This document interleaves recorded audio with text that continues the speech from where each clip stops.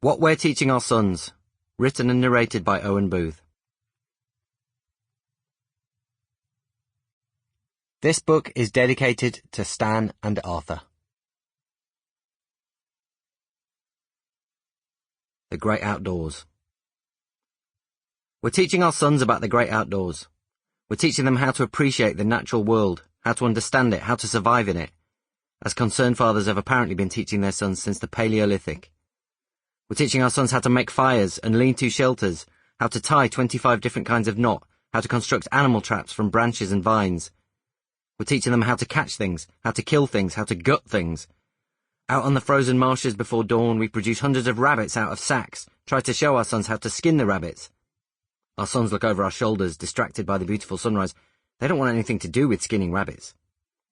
Out on the frozen marsh, we explain the importance of being self-sufficient and capable and knowing the names of different cloud formations and geological features and how to identify birds by their song. Cumulonimbus, we say, cirrus, alto stratus, terminal moraine, blackbird, thrush, wagtail. We hand out fact sheets and pencils, collect the rabbits. We promise prizes to whoever can identify the most types of trees. Can we set things on fire again? Our sons ask. The stiff grass creaks under our feet as we make our way back to the car park. The sky is the colour of rusted copper.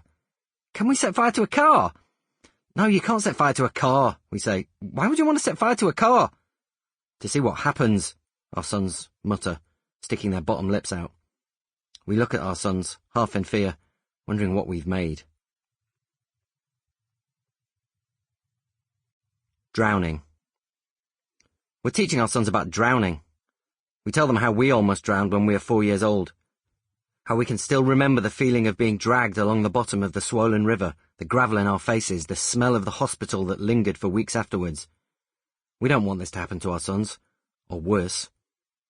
We take our sons swimming every Sunday morning, try to teach them how to stay afloat. Each week we have to find a new swimming pool slightly further from where we live, slightly more overcrowded. The council is methodically demolishing all the sports centres in the borough as part of the Olympic dividend. We are being concentrated into smaller and smaller spaces. In the water our sons cling to us, our hundreds of sons. They splash and kick their legs gamely, but they don't seem to be getting any closer to being able to swim. We have to bribe them to put their faces under the water and the price goes up every week. We're sure it wasn't like this when we were children. The water is a weird colour and tiles keep falling off the ceiling onto the swimmers' heads. A scum of discarded polystyrene cups floats in the corner of the pool. It's hotter than a sauna in here. Also, we keep being distracted by the sight of the swimsuited mothers. The mothers who come in all sorts of fantastic shapes and sizes. They look as sleek as sea otters in their black swimsuits. They make us ashamed of our hairy backs, our formerly impressive chests, our pathetic tattoos. We hope they can look at us with kinder eyes. We crouch low in the water like middle-aged crocodiles, stealing glances at the sleek sea otter mothers, and our sons put their arms around our necks and refuse to let go. In the changing rooms, we hold on to our sons' tiny, fragile bodies, feel the terrible responsibility of lost socks and impending colds and the effects of chlorine on skin and lungs. We wrap our sons in towels, blow dry their hair, try not to consider the future and all the upcoming catastrophes that we can't protect them from. We promise ourselves that next week we'll get it right. Heartbreak. We're teaching our sons about heartbreak. Its inevitability, its survivability, its necessity, that sort of thing.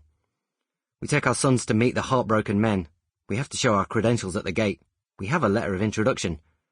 Our jeeps bounce across the rolling scrubland under huge blackening skies.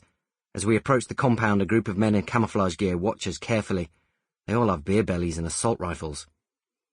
The heartbroken men are heartbroken on account of the breakdown of their marriages and the fact that they never see their children, and the fact that they're earning less than they expected to be at this point in their lives, and the fact that no one takes them seriously anymore. In their darkest moments, the heartbroken men suspect that no one took them seriously before either. The fathers of the heartbroken men loom large. They're hard-drinking, angry fathers, and their fathers and their fathers and their fathers before them. The heartbroken men like to dress up as soldiers and superheroes. It's embarrassing. How are we supposed to respond? We don't like the look of those skies. We have a manifesto, the heartbroken men tell our sons. They want our sons to take their message back to the people. Their spokesmen step forward. There's a banner too. They're planning to hang it off a bridge or some other famous landmark. Are those real guns? Our sons ask. Can we ever go on the guns? Our sons ask. Sample complete. Ready to continue?